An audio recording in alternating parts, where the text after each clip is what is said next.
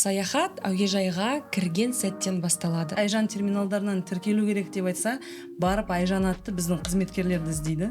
Қалай тегін тіркелуге болады? Мен бұл сәтті көп армандадым. Қызметкерлер әрдайым көмектесуге дайын, егерде бір қандай да бір сұрақтар болса. Қағазды шығындап керегі жоқ. Сіздер кезекте тұрмайсыздар, ертерек келмейсіздер. Біздің жұмысымыздың ең сондай бір жағымды бөлігі Бізде қол жүк бар, жол жүк бар. железные правила. Әрине біздің жолаушыларымызға өте тиімді. Біз өзіміздің жолаушыларымызды негізінде өте жақсы көреміз. Боди камера деген мына денеге киетін камера. Мен бірақ минутқа ғана кешіктім. Айтады ғой, черный список, қара тізім. Рейстердің жалпы кешіктіріп ұшуы, ол біріншіден жолаушыларымыз үшін өте қолайсыз нәрсе. Әуе компания үшін де қолайсыз нәрсе. Барлықтарыңызды Алматы әуежайында күтеміз.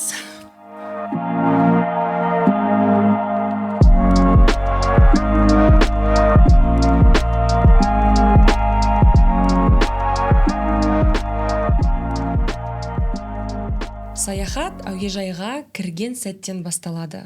Жолаушылар негізі біле бермейтін, бірақ өте маңызды сұрақтарды талқылайтын боламыз. Әуежайға келгеннен бастап, ұшаққа отырғанға дейін жолаушыларға қызмет көрсететін департаменттің өкілдерімен бүгін сұхбаттасатын боламыз. Сіздерді таныстыруға рұқсат етіңіздер. Мақпал Бейбітжанқызы, департаменттің директоры. Сәлем, Самал. Сәлем. Және де Ақжарқын Зұлқарнай, Алматы аэропортының жерде қызмет көрсету супервайзері. Сәлем, Самал. Қош келдіңіздер біздің студиямызға. Өзекті сұрақтан бастағым келіп тұр. Айжан терминалдары туралы айтып бересіз ба? Мен айтып кетейін, біздің Айжан терминалдары ол ерекше деп есептейміз, ол біздің мақтанышымыз. Ол цифрлы терминалдар өзіне қызмет көрсету. Неліктен біз оны Айжан деп атадық? Көбінде біздің қазір жолаушылар, егерде сіздерге Айжан терминалдарынан тіркелу керек деп айтса, барып Айжан атты біздің қызметкерлерді іздейді. Бірақ шынымен де. Қайда Айжан деген қыз қайда, Айжан деген қыз қайда деп іздеп жүреді. Бірақ біз не себептен оны Айжан деп қойдық? Себебі ол цифрлы терминал тек қана темір емес, оның жаны бар деген айтпақшы, оның атын сондай темір жаны бар машина деген сөз ғой. Ол тек қана темір емес, оның жаны бар. Себебі ол сізге көмектеседі. Сіз ұзақ кезекте тұрмай, өз уақытыңызды үнемді пайдаланып, өзіңізге өзіңіз қызмет көрсете аласыз. Сіз Айжан терминалдарында тіркеуден өте аласыз. Егер де сізде онлайн тіркелу болса, сізге өзіңіздің отырғызу талоны керек болса, оны басып шығара аласыз. Қосымша қызметтердің қандай түрлері бар? Егер де сізге орныңыз ұнамайтын болып, сіз өзіңізге ыңғайлы орынды таңдағыңыз келсе, оны таңдап, сол Айжан терминалдарынан оның ақысын төлей аласыз. Егер де жол жүгіңіз болса, сіз оны тіркеп, өзіңіздің жол жүк биркасын басып шығарып, ол егер де артық салмағы болса, сол жерден басып шығара аласыз, және де төлей аласыз. Сол туралы айтып берсеңіз, сол терминалда картамен төлейміз ба, немесе ақша салып төлейміз ба, ол қалай? Қазіргі уақытта Айжан терминалдарында карта төлемі бойынша төлем қабылдайтын терминалдары бар. Сол себептен біз картамен қабылдаймыз. Егерде сізде басқа төлем түрлері болатын болса, сол әуежайда бізде әуе компания өкілдері бар. Солардың көмегіне жүгінсеңіз болады. Қолма-қол немесе басқа төлем түрлері арқылы төлем жасай аласыз. Әрине, кейде болады жолаушылар, бізде қазір Айжан терминалдары Қазақстанның барлық біз ұшатын станцияларында бар. Және де ол әлі бір жылда болған жоқ, бірақ өте сондай жақсы ұсыныста. Негізі пассажирлер үйренді ме сол Айжанға? Сол туралы айтып кетейін дегем. Себебі барлық жаңа нәрсе әрбір кісіге таңсық болып көрінеді.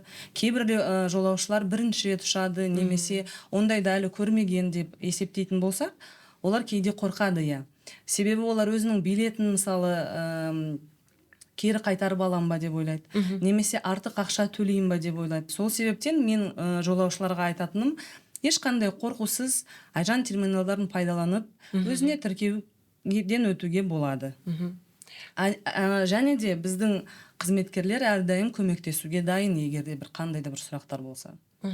Ол Айжан терминалы ақылы тіркейді. Дұрыс па? Менің естуімше. Осы қаңтар айынан бастап биылғы жылдың біздің әуе компания тіркеуді ақылы қызметтер түріне ауыстырған болатын. Себебі біз лоу-кост моделі бойынша жұмыс істейміз. Егер де сіз қандай да бір қызметті алғыңыз келсе, ол үшін ақылы болады. Иә.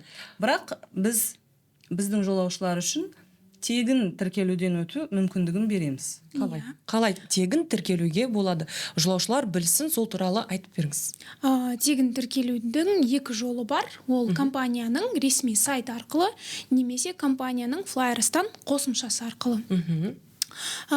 Ресми сайттың бас бетінде онлайн тіркелуге сіздерде мүмкіндік бар. Ол жерде тек 6 символдан тұратын бронь нөміріңізді және тегіңізді енгізе отырып рейске тіркеле аласыз.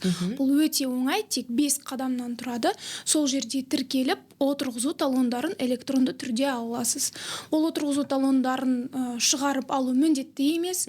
Барлық жаңағы сәбимен ұшатын немесе балалармен ұшатын жолаушыларға да отырғызу талондары береді. Сонымен тікелей отырғызуға өтуге болады. Кейбір жолаушылар бізде шатасып жүреді, оны шығарып алу керек, жаңағы қағаз түрінде болу керек деп, бірақ біз сондай цифрлық дамуға келе жатырмыз. Қазіргі уақытта жаңағы қағазды шығындап керегі жоқ. Қандай керемет. Және де айтып кетейін, мысалы сәбилермен дедік, барлығы да өтеді, бірақ бәрімізде апа-аталарымыз бар. Кейде олардың балалары мысалы сол апа-аталарына билет сатып алатын болса, бірден сол үлкен кісілерге мысалы онлайн тіркелуден өтпірсе, ешқандай кедергісіз олар ары қарай отырғызуға жүре береді. Сондай ұсынысымыз бар.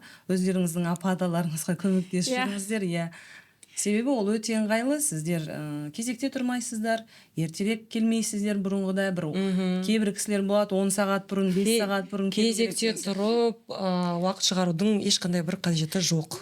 Тағы бір айтып кететін сәт, онлайн тіркелу ұшуға 30 күн бұрын ашылады және ұшу уақытына дейін 40 минут бұрын аяқталады. Яғни сіз әуежайға келген күннің өзінде де сіз тегін онлайн тіркеле аласыз. 1 сағат ерте келсең де өзің ақысыз тіркеуден өтуге болады онлайн. 30 күн бұрында кез келген уақытта. Мысалы, өйткені кейбір әуе компанияларда онлайн тіркелу бір тәулік бұрын ғана ашылады. Ол қолайсыз. Ал біздің компания біздің жолаушыларға барлық жайлық, қолайлықты ұсынып отыр.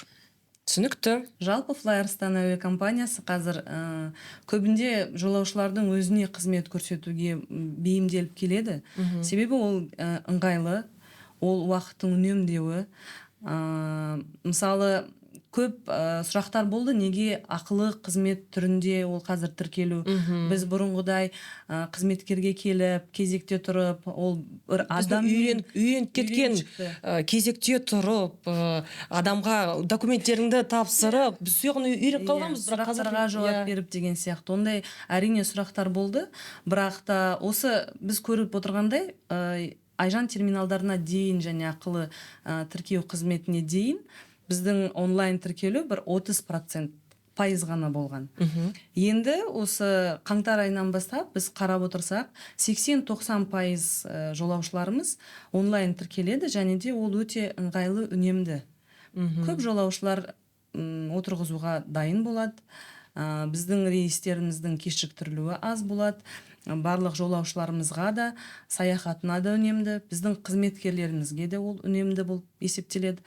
Сол себептен біз осындай шараларға келдік. Және де халықаралық тәжірибені өзімізге енгізу ол да жақсы деп ойлаймын. Себебі, мысалы, егер де біздің жолаушыларымыз Сингапурда, Корея елдерінде болса, осындай терминалдар бар. Ешкім, мысалы, саған қызмет көрсетіп, ондай уақытыңды бөліп сұрақтар қоймайды. Мысалға, сен өзіңе қалай ыңғайлы сондай қызмет заманауи қызмет ала аласың. Ал егер де мысалы жолаушы билетін Flyerстан сайтынан емес, ана телефондағы приложение дейді ғой, содан емес, басқа бір жерден сатып алса, бірақ та тіркеуді сол мезетте тіркеуді қалай өтеді?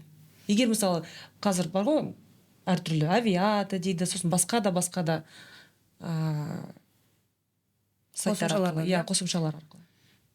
Әрине, егер де сіздің ол өзіңіздің таңдауыңыз, қай жерден сіз өзіңізге ыңғайлы билет сатып ала аласыз. Бірақ дегенмен егер сіз онлайн тіркелуден өткіңіз келсе, ол әрдайым біздің ресми сайтымызда және біздің мобильді қосымшамызда қолжетімді. Жаңа Жарқын айтып кеткендей, уақыты да өте ыңғайлы, 30 күн бұрын дәл ұшардың алдында, мысалы, егер сіз жедел түрде билетті сатып алып, мысалы, кездесуге баратын болсаңыз, онда сіз сатып алдыңыз және де біздің сайтымызбен қосымшамыз арқылы онлайн тіркеле аласыз. Және де әрбір әуежайда бізде қазір QR бар, баннерлер бар. Егер де мысалы сіз өткіңіз келсе, оны жай ғана QR арқылы өтесіз де, одан кейін тура тіркеудің өзіне бірден өтесіз. Бірақ ең бір айтып кететінім, бізде кейбіреулер сол QR деген кезде Каспий QR дейді, бірақ ол ондай QR емес, сол себептен өте ыңғайлы. Тағы бір онлайн тіркелу туралы біздің жолаушыларға айта кететін сәт, жаңа онлайн тіркеу өткен кезінде, мысалы, жаңағы 4 қадамды жасадыңыз, сол кезде сізге жүйе былай береді, сіздің орныңыз осындай дейді. Одан кейін сіз түсінікті деп басып, төменге қарай түсіп, завершить дегенді, жаңағы аяқтау дегенді басу керек міндетті түрде. Өйткені жаңағы орынды берді, біздің жолаушылар болды тіркелдім деді, келеді. Одан бірақ тіркеу жоқ, тек жаңағы орын бергені қалады, а ол жаңағы аяқталмаса, орын жойылып кетеді қайтадан. Түсінікті. Сол сәтті есіктеріңізде сақтаңыздар. Жарқын, соны айтам деп келгенге ұқсайсыз. Мен бұл сәтті көп армандадым, жолаушыларға осылай түсіндірсем екен, айтсам екен деп. Жақсы, қандай керемет. Келесі сұрақты жол жүк туралы қойғым келіп тұр. Өте маңызды сұрақ. Мысалы, біз Айжан терминалы арқылы тіркеуден өттік, мысалы. Билетті бастырып шығардық. Ал енді багаж дейді ғой, жол жүк. Оны қайда, қалай тапсыруға болады? Ең қызықтысы, Самал, бізде қол жүк бар, жол жүк бар, соны кейде біздің жолаушыларымыз шатастырып алады. Енді жол жүк туралы айтатын болсақ, ол егерде сізде өзіңізбен бірге алатын сіздің саяхатыңызға қажетті заттар болып, оның салмағы 10 килограммнан артатын болса, онда сіз оны әрине ұшақтың багажный отделение дейміз ғой, жол жүкті тапсыратын жерге тапсыруыңыз керек. Мысалы, Айжан терминалдарынан сіз тіркелдіңіз, жол жүгіңізді тіркедіңіз, биркасын басып шығардыңыз. Содан кейін егерде сізде мынандай сұрақ болатын болса, сонда мен енді бұрынғы тіркеу бағаналарынан өте аламын ба, өте алмаймын ба деген. Онда әрине ол тіркеу бағаналары қазір тек қана сол жол жүкті қабылдау бағаналары болып есептеледі. Олар біз енді егер авиация тілінде айтатын болсақ, ол baggage drop-off дейміз, кейде біздің жолаушылар білмей қалады. Бірақ сол тіркелгеннен кейін өзіңіздің жол жүгіңізді кезексіз, себебі жол жүкті тапсыратындар да болады, тапсырмайтындар да болады. Сол себептен сіз тіркеліп жол жүгіңізді бере аласыз. Әрине, мынандай сұрақ туы мүмкін, егер де менің жол жүгімнің салмағы мен сатып алғаннан көп болса, немесе біздің кейде болады ол жол жүксіз билеттер. Иә, дұрыс. Егер де сізде жол жүкті сатып алу керек болса, онда сіз біздің ресми сайтымыздан алдын ала сатып алсаңыз, ол әрине біздің жолаушыларымызға өте тиімді. Бірақ та егер де сіз оны әуежайда сатып алғыңыз келсе, онда ол Айжан терминалдары арқылы мүмкіндігі бар. Түсінікті. Сонда тіркеуден өтіп, жол жүктің биркасын тағып, жол жүк тапсыратын бағанаға тура барып, жол жүкті сол жерде тапсырамыз. Иә, дәл солай. Тағы бір айта кететін сәт, егерде багажды сіз алдын ала компанияның ресми сайтынан алсаңыз, 60%-ға арзан аласыз. Әуежайда тарифтар бірнеше есе жоғары жүреді.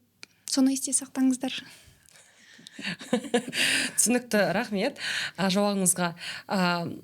Жол жүк туралы қайда тапсыру керек екенін айта кеттік. Ал енді қол жүк, жаңағы шатасатын қол жүк өзімен бірге самолеттің ішіне апаратын жүгің. Сол туралы оның несі габариті қандай, оның қанша айтады ғой, мысалы өлшемі, сонымен қатар мысалы бір мен сумочкам болса, тағы бір лаптопым, компьютерім болса өзімен бірге, ондай жағдай, сол туралы сол ережелер туралы айтып берсеңіз. Әуе компания политикасы бойынша барлық билеттерге бір дана қол жүгі, яғни қарапайым тілмен айтқанда бір штук қол жүгі рұқсат етіледі. 5 килограммға дейін, өлшемдері 56, 23, 36 сантиметр.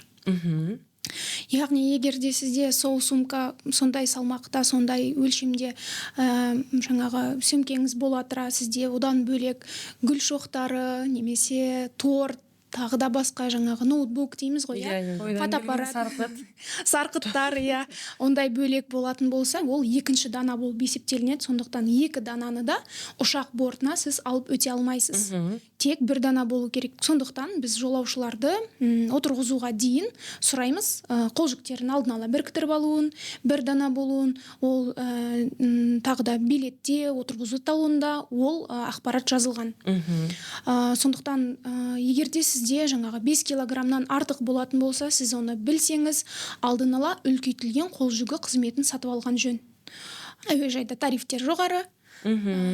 Ресми сайтқа қарағанда, сондықтан егерде сіз алдын ала білсеңіз, алдын ала сізде сондай артық салмақ болады деп ойласаңыз, сол қызметті сатып алған жөн деп айтар едім. Түсінікті. Үлкейтілген қол жүгі дегеніміз сол өлшемдері бірдей, бірақ та оның салмағы 10 килограммға дейін болады.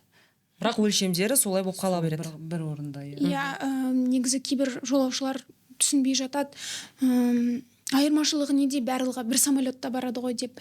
Менің айтайын дегенім, біз компанияның бұл жерде жеткізгісі келетіні, ұшақ бортында жаңағы сөрелерде орын саны шектеулі. Бір жолаушыға тек бір ғана орын беріледі. Ол сондай железные правила. Ережелер. Сондай қағидалар, жаңағы бір ғана орын беріледі. Ал қысқы уақыттарда болады, жаңағы сырт киімді қояды, тағы да басқа, ол көп орын алады, қол жүктер сыймай жататын кездер болады. Сондықтан да біздің жолаушыларды алдын ала сұраймыз, өз қол жүктерін есептеп, салмағын, данасын біліп, алдын ала соны ойлаған жөн деп ойлаймыз. Жаңаға айтып кеткен 10 килограммға дейін үлкейтілген қол жүгі туралы. Мысалы, мен тегін 5 килограмм өзімен бірге алатын қол жүгім бар. Билетіңізде. Билетімде. Енді оған қоса, мысалы, мен оны үлкейттім.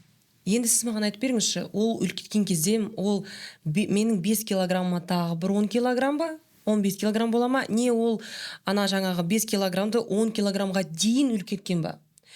Сол жол жүкті үлкеткен кезде ол 2 дана бола ма? Не ол сол баяғы 1 дана болады, бірақ та килограммы үлкейтілген бола ма? Самал, ол біздің жолаушылардың жиі қоятын сұрағы. Әрине, ол қол жүк, ол сізде 15 килограмм болмайды.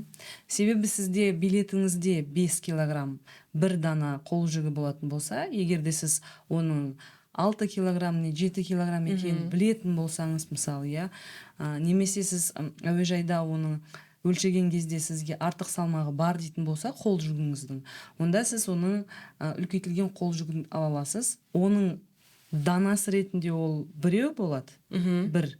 Оның өлшемдері сол өлшемдер болады, және де салмағы тек қана 10 килограмм болады. Ол 15 килограмм болып кету мүмкін емес.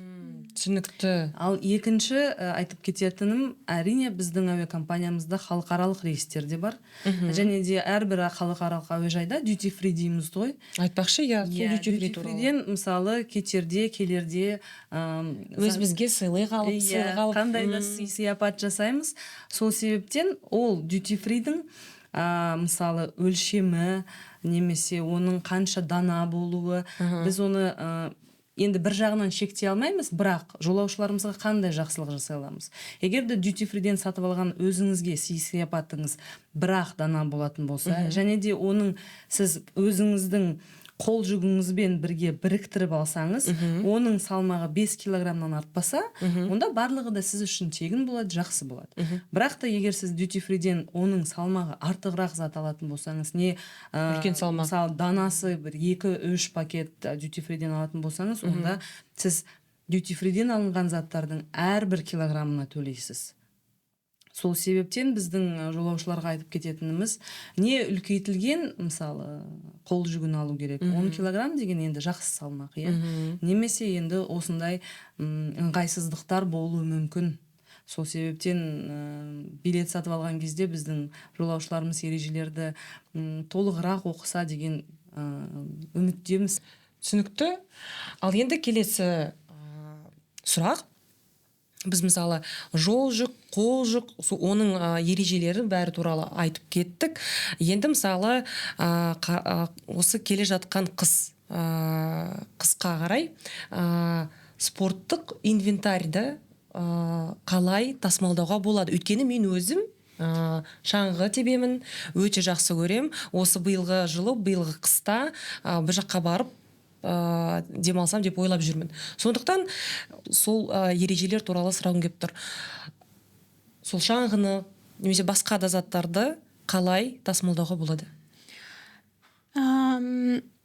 Бізде жаңағы жай жол жүгінен бөлек спорт жабдықтарын немесе габаритті жүктер, тағы да басқа жай жол жүгіне жатпайтын жүктерді тасымалдаймыз. Мысалы, жаңағы велосипед, сіз айтқандай шаңғы, сноуборд, гольф ойынның жабдықтары, бұл қосымша қызмет, айта кеткендей, компанияның ресми сайтында сатылады. Ол жерде сіз билет алғаннан кейін де тіркесеңіз болады. Болмаса билет сатып аларда бірден сол жерде сол қызметін сатып алуға болады дейсіз ғой? Сатып алуға болады, иә. Сонда оны спорттық жабдықтар және басқа да жол жүкке кірмейтін қосымша жол жүк түрлері деп есептейміз, иә. Соны таңдайсыз. Сол сіз төлейсіз. Ол біздің ресми сайтымызда барлық толық ақпарат бар. Және де менің айтып кетерім, бізде әрине кейбір уақытта болады сондай сынғыш заттар, немесе өлшемдері, нәзік заттар, өлшемдері өте үлкен. Кейде мысалы картиналар дейміз ғой, алғысы келеді, немесе музыкалық аспаптар болады. Ол музыкалық аспаптардың да әртүрлі өлшемдері болады, өзіңіз білетіндей. Бірақ та біз оларды қабылдамаймыз демейміз. Біз үнемі жолаушыларға көмекке барамыз, біз оны қабылдаймыз. Мысалы, егер сіз билетіңізді сатып алатын болсаңыз, және де бірден музыкалық аспаппен барам деген ойда болсаңыз, сіз өзіңізге CBBG дейміз енді, ол жаныңыздағы орынды сатып алуға болады сол музыкалық аспаптарға. Әрине ол енді бір арфа сияқты үлкен өлшемді емес, себебі авиация деген ол біріншіден барлығымыздың қауіпсіздігіміз, жолаушылардың қауіпсіздігі.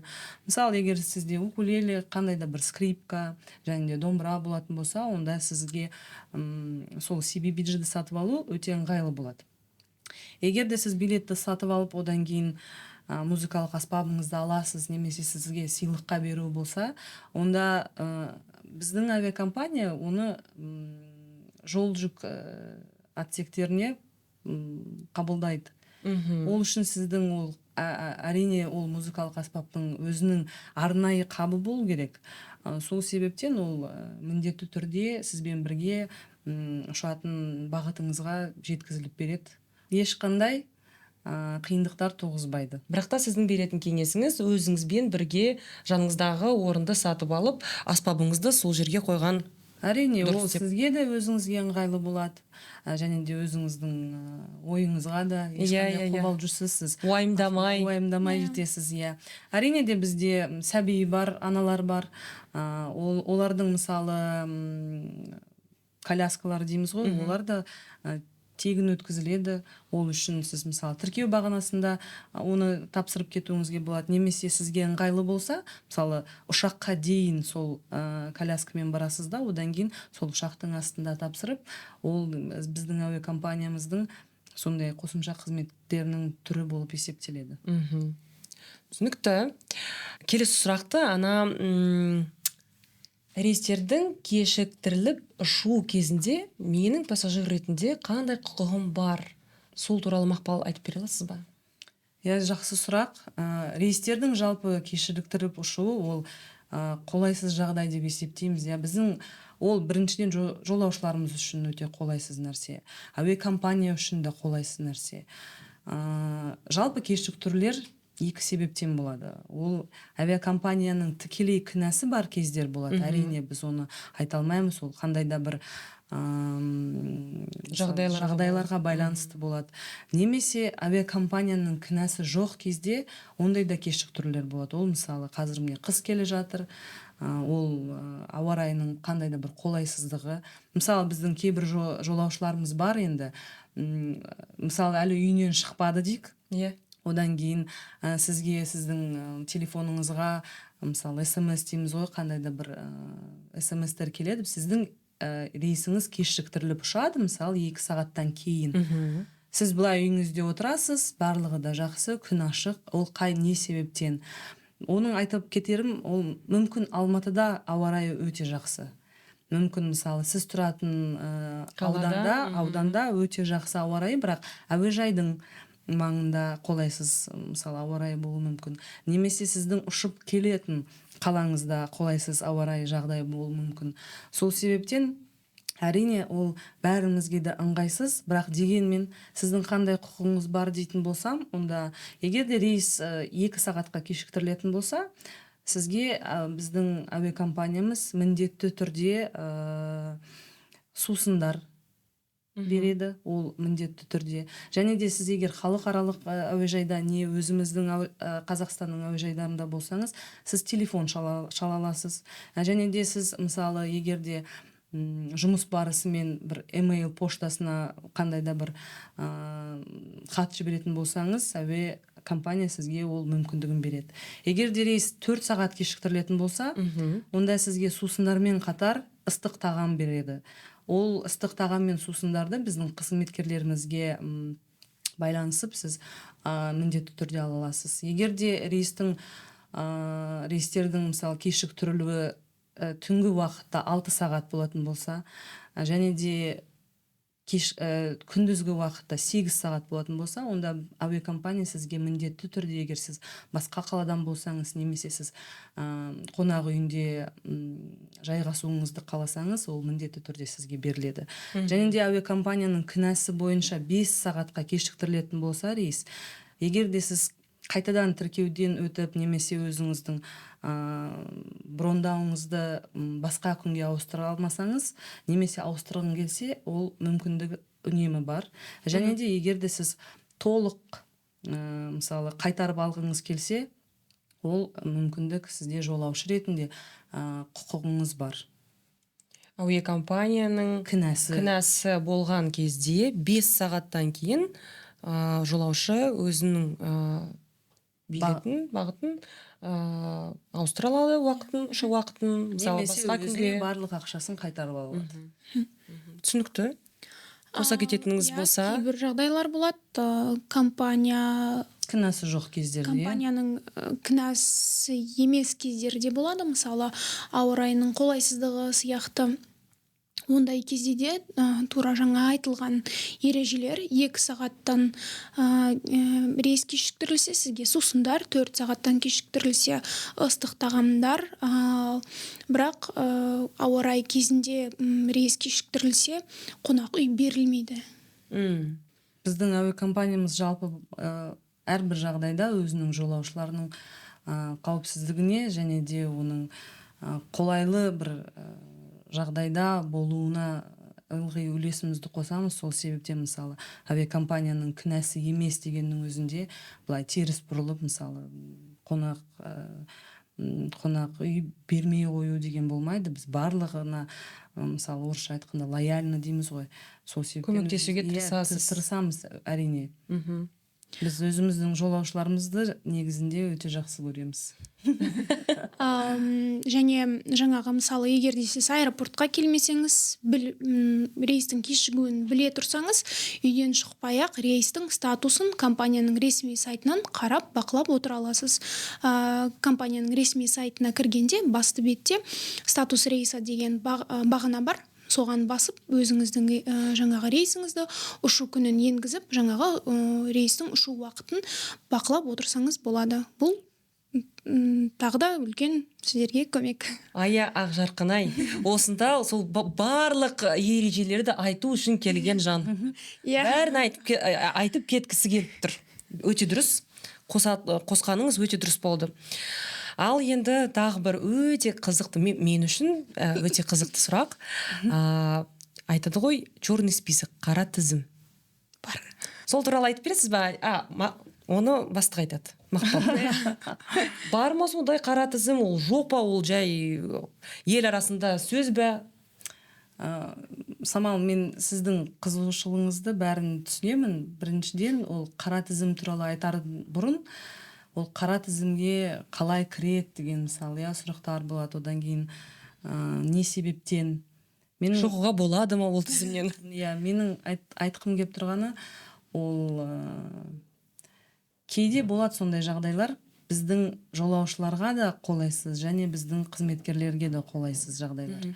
Себебі өкінішке орай кейде болады, мысалы біздің жолаушыларымыз ережелерді қандай да бір түрде бұзып, одан кейін әрине сен мысалы рейсіңнен кешіксең, кейде болады, мысалы мен бірақ минутқа ғана кешіктім. Одан кейін неге сендер мені рейске қабылдамайсыңдар? Мысалы ол біздің департаменттің қызметкерлеріне күнделікті ауыр тиетін нәрсе, Себебі адам ретінде сен мүмкін түсінесің, бірақ әуе компанияның ережесі бойынша сен қызметкер ретінде, және де сен бір жолаушы үшін қалған 180 жолаушыны және де экипажды барлығын қалтырып кетпейсің, күткізбейсің. Сол себептен сондай жағдайларда ережелерді жолаушы өзі бұза тұрып, одан кейін қандайда бір ашуға, мысалы сабырға келмей, сол біздің қызметкерлерге қарсы сөз сөйлейді, мысалы, одан кейін былапыт сөздер болады. Кейде енді өкінішке орай қол тигізу да мүмкін. Ондай да жағдайлар болады. Себебі әрбір жағдай, біз авиация болғандықтан, оның барлығы да біз енді әрине тергеуші емеспіз, бірақ біз оны міндетті түрде қарастыруымыз керек. Сол кезде, мысалы, тексеріске жүгінсең, ондай жағдайлар болады. Жолаушылар. Сол себептен біздің қызметкерлерімізге біз қандай көмек көрсете аламыз деген кезде, мысалы, қазір біздің қызметкерлерімізде бодикамера дейміз. Ол тіркеу кезінде, мысалы, отырғызу кезінде, немесе осындай қандай да бір жолаушы бір ережелерді бұзып, нестандартная ситуация дейміз ғой. Сол кезде біздің қызметкерлер ол бодикамераны қосып, мысалы, жазу жазады. Бодикамераны айтып кетейік біздің көрермендерге. Бодикамера деген мына денеге киетін, киімнің сыртынан киетін камера. Ол видео жазады, және дыбысы бар, барлығы да бар. Сол себептен енді осы біздің бірінші қадамымыз болды. Біздің жолаушыларға да, мысалы, егер де біздің қызметкерлерден кеткен қателік болса, ол да оларға көмек болады. Немесе біздің қызметкерлерге жолаушы тарапынан қандай да бір күш көрсетілетін болса, ол бізге де көмек. Сол себептен бұл бодикамералар жаңа позитивті трендта деп есептелеміз, себебі ондай көп бұзақылық азайды.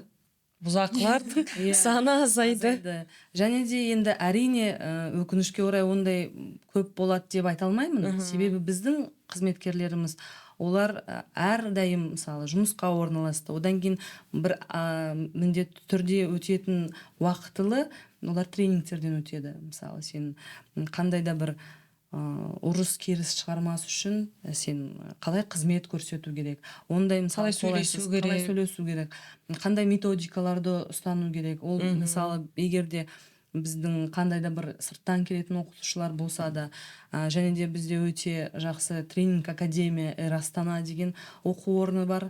Сол жердің өте тәжірибесі мол біздің инструкторлар бар. Олар біздің қызметкерлерге осы тренингтердің барлығын береді. Сол себептен енді бұндай қолайсыз жағдайлар азайып келеді. Бір жақсы сәттің жақсы жері. Бірақ дегенмен болады. Ең бастысы ол осы біздің кейде жолаушылар ережелерді бұзады. Ал енді қара список дейміз, черный список. Ол биылғы жылы заңды түрде біздің министерствоның қолдауы бойынша енді шығарылған реестр дейміз негізінде. Ұшуға қабылданылмайтын жолаушылар реестр дейміз. Черный список ол мысалы өзіміздің ішінара нәрсе. Оның өзінің бір ережелері бар. Онымен танысып кетуіңізге болады. Ол мысалы барлығы да сол реестрдің ішіндегі жазылған ережелер де сол. Ең бастысы барлығының қауіпсіздігі және де ережелерге сай болу керек деген ең басты мәселесі сол жерде. Сонда сондай бір тізімге кіріп кетсең, ол жерден шығуға болады ма? Қандай уақыт сол тізімде болуға болады мысалы? Ол тізімде 1 жыл көлемінде боласыз. Және де ол ұшақ бортында егер де сіз сол ережелерді бұзсаңыз, онда ары қарай заңды түрде тергеуші арқылы ол сот шешімі бойынша шығатын қандай да бір шешім. Содан кейін сіздің ол әуе компаниямен ұша алмайтын дәрежеге дейін бара аласыз. Біздің енді жолаушыларымыз ол үнемі ондай жолаушылар емес, енді онда біздің қара тізім сыймай кетер еді. Біздің жолаушыларымыздың барлығы да өте жақсы, және мен айтып кеткендей біз олардың қауіпсіздігіне және қолайлы саяхаттауына бар үлесімізді саламыз. Себебі мысалы біз 10 миллионға астам жолаушылар осы 4 жылдың ішінде өткізіп тасымалдадық. Енді мысалы әр айда 10% осы 10 миллионның ішінде жолаушылар, олар ең бірінші рет саяхаттайтын кісілер. Сол себептен әуе кемемен дейсіз? Әуе кемемен, бірінші рет саяхаттайтын, ол мысалы миллионға жуық кісілер. Кейде әрине ол бірінші рет ұшасың, қандай да бір қобалжисың, уайымдайсың. Сол себептен мүмкін кейде болады енді сондай шектен тыс шығулары, бірақ дегенмен ол өте аз көлемде болады. Менің өз тәжірибемде де бірнеше жағдайлар болған. Мысалы, тәтелер келіп, тек рахметін айтып, бір тәттілер беріп кетеді. Кофемен сізді угощать етеді. Ол біздің жұмысымыздың ең сондай бір жағымды бөлігі. Әжелер, қызым, батасын беріп кететін жолаушылар да болады. Ол плюс к твоей карме. Әрине, себебі енді ол бізде жас компаниямыз, жолаушыларымызды жаңа үйреніп келе жатырмыз, барлығымыз үйреніп келе жатырмыз. Себебі мысалы Flyerстан туралы қандай да бір негативті бір ақпарат еститін болсаңыз, әрине әрбір кезде бір негатив болады, ол ондай болмайды, барлығы да керемет, тағы да. Бірақ дегенмен біздің мысалы жолаушыларымыздың қанағаттандырылғанын біз қалай білеміз? Ол осындай мысалы Ақжарқын сияқты супервайзерларымызға әжелер батасын береді. Ол мысалы сөзбен болуы мүмкін.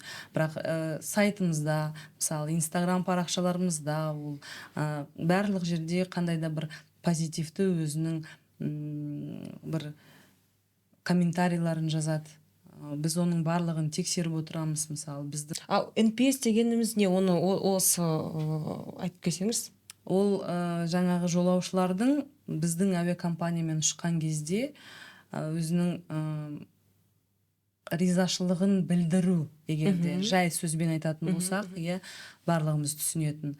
Сол анкета ол мысалы сауалнама ретінде болуы мүмкін, сізге ұнады ма, ұнаған жоқ па. Мысалы сіз егер біздің авиакомпаниямен ұшатын болсаңыз, ары қарай сізге сауалдама келген кезде өзіңіздің мысалы пікіріңізді жаза аласыз. Ол қандай болсын, позитивті, негативті, ол барлық сол бір статистикаға келеді. Сол себептен біз ол статистиканы үнемі тексеріп, үнемі қарап, қай жағымызды жөндеу керек екен, қай жағын мысалы жақсарту керек екен, немесе қайсысы жақсы тұр, одан да жақсы қылу екен, біз оны үнемі қараймыз. Қандай керемет, сұхбатымыз керемет болды деп мен ойлаймын. Көптеген сұрақтарға жауап бердік. Ал енді осы сұхбаттың соңында сізден топ 3 кеңес сұрағым келіп тұр. Жол сапарына шыққан адам үшін, мысалы, топ 3 кеңес. Бірінші кеңес. Ол алдын ала онлайн тіркелу міндетті түрде. Екіншісі, Екіншісі. қосымша қызметтерді алдын ала сатып алу. Үшіншісі. Және де ережелердің барлығына да сай, оның барлығын біліп, өзіңіздің ұшуыңызға дайын болып келуіңізді сұраймыз. Солай. Қандай керемет. Үлкен көп рахмет сіздерге осы біздің студиямызға келіп, өзіңіздің айтам деген сөздеріңізді айтып, ережелермен жолаушыларды таныстырыңыз келгеніңіз үшін сізге көптен көп рахмет. Осымен біздің эфиріміз аяқталды. Келесі кездескенше қош сау болыңыздар. Рахмет. Сау болыңыздар. Барлықтарыңызды Алматы әуежайында күтеміз.